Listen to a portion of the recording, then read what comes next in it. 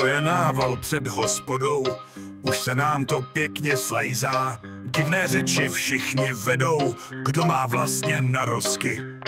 Tušíte? No přece gejza, chud na chlast je obrovský. Tu šaliny, tamhle trajfy, tady švirgl brousí glajzy.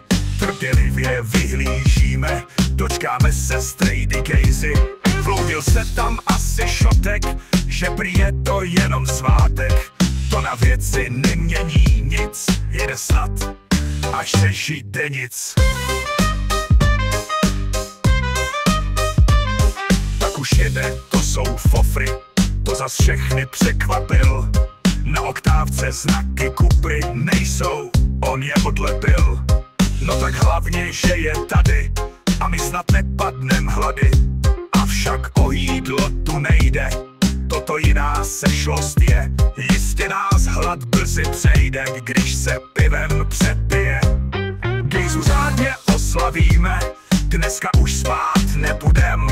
Pak ledvy nám ulevíme, chlastat chvíli nebudem. Pak si v práci odpočinem, na vedoucí zapičujem. Před PA slovem i činem svou odměnu vybičujem. Nechci se zas opakovat, ale všichni dobře víme, je to prostě všude stejný, s tím